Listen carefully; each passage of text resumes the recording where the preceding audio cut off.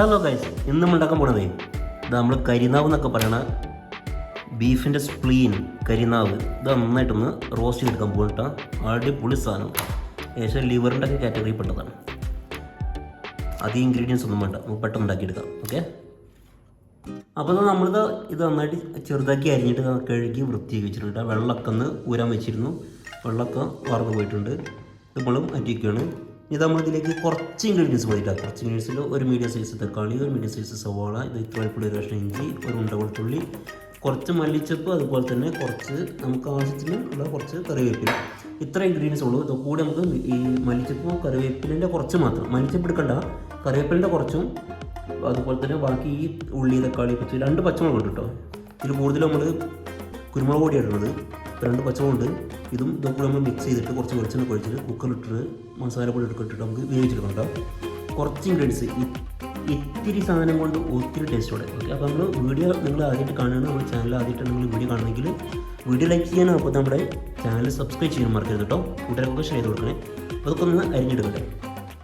അപ്പോൾ നമ്മൾ കുക്കർ വെച്ചു, അതിലേക്ക് നമ്മൾ പതിരല്ല കേട്ടോ, നമ്മുടെ എന്താ പറയുക കരിനാക്ക്, അതുപോലെ തന്നെ നേരത്തെ എടുത്ത് വെച്ചിട്ടുള്ള മീഡിയം സൈസ് സവാള, മീഡിയം സൈസ് തക്കാളി, 2 പച്ചമുളക്, കുറച്ച് കറിവേപ്പില, ഇഞ്ചി വെളുത്തുള്ളിൽ നിന്നൊരു ഹാഫ്, നമ്മൾ നേരത്തെ എടുത്തതിൻ്റെ ഹാഫ് എടുത്തു.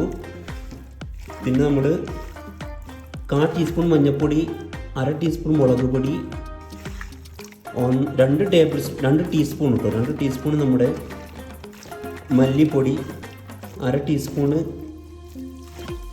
ഗരം മസാല, 1 ടീസ്പൂണ് കുരുമുളക് പൊടി, പാകത്തിന് ഉപ്പ്, കുറച്ച് കറിവേപ്പില, പിന്നെ അത് കുറച്ച് വെളിച്ചെണ്ണ കൂടി ഒഴിച്ചിട്ട് നന്നായിട്ട് ഇങ്ങനെ മിക്സ് ആക്കിയ ശേഷം ഇത് നമ്മളൊരു 3 വിസിൽ കേട്ടോ, 3 വിസിൽ വേവിച്ചെടുക്കണം. നമ്മൾ സാധാരണ ബീഫ് 5-6 വിസിലാണ് വെക്കുന്നതെങ്കിൽ ഇതിന് 3 വിസിൽ വെച്ചാൽ മതി. 3 വിസിലൊന്ന് വേവിച്ചെടുക്കുക, വെള്ളം ഒഴിക്കുന്നില്ല കേട്ടോ. നമുക്ക് കുക്കറിൽ വെച്ചിട്ട് 3 വിസിലൊക്കെ വെച്ച് വേവിച്ച് വെച്ചിട്ട് കേട്ടോ. ഇത് വന്നതിന് ശേഷം നമ്മളിത് ഒരു പൈത്താൻ വെച്ചിട്ട് നേരത്തെ അരച്ച് വെച്ചിട്ടുള്ള ഇഞ്ചി വെളുത്തുള്ളി പേസ്റ്റ് ഉണ്ടല്ലോ, അതിൻ്റെ ഒരു 75% ഇത് അതിലേക്ക് ഇട്ടിട്ടുണ്ട്. പിന്നെ കുറച്ച് കറിവേപ്പില ഇട്ടിട്ടുണ്ട്. ഇനി നമ്മൾ വെന്ത കരിനാക്ക്, അതായത് ബീഫ് സ്പ്ലീൻ നമ്മൾ ഇതിലേക്ക് മാറ്റുകയാണ്. നമ്മുടെ ഇതിലേക്ക് ഒഴിച്ചിട്ടുണ്ട്. ഇത് നന്നായിട്ട് ഇതിൻ്റെ വെള്ളം കുറച്ചുകൂടി വറ്റിച്ചെടുത്തിട്ട് ഒരു 5-10 മിനിറ്റ് ഒന്ന് വേവിച്ചെടുക്കണോ. കുറച്ച് കുരുമുളക് പൊടിയാണ് പിന്നെ നമുക്ക് ഇതിലേക്ക് ഇടേണ്ടത്. ഇനി വേറെ മസാല ഒന്നും ഇടുന്നില്ല, ഇതിലേക്ക് കുരുമുളക് പൊടി മാത്രം ആവശ്യം വരണുള്ളൂ. ഏകദേശം വറ്റി വന്നിട്ടുണ്ട്. നമുക്കിതിന് നല്ല തുള്ളി വെളിച്ചെണ്ണ ഇങ്ങനെ ഒഴിച്ചു കൊടുത്തിട്ട് ഫ്ലെയിം ഓഫ് ചെയ്യട്ടോ.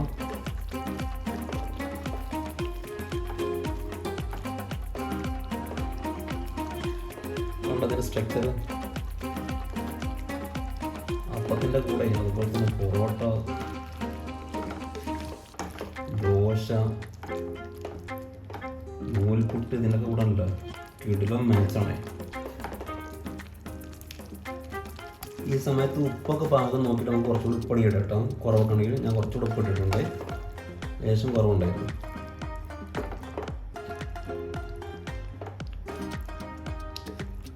ഞങ്ങളുടെ നാട്ടിൽ ഒക്കെ ഇതിൽ കരിനാക്കെന്ന് പറയാം, നിങ്ങളോട് എന്താ പറയുന്നത് അറിയില്ല.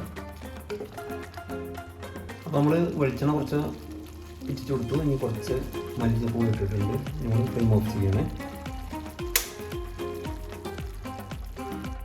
സംഭവം അടിപൊളി കേട്ടോ, അടിപൊളി അടിപൊളി. സ്ട്രക്ചർ കണ്ടില്ലേ, കണ്ടോ ഓളപ്പൻ.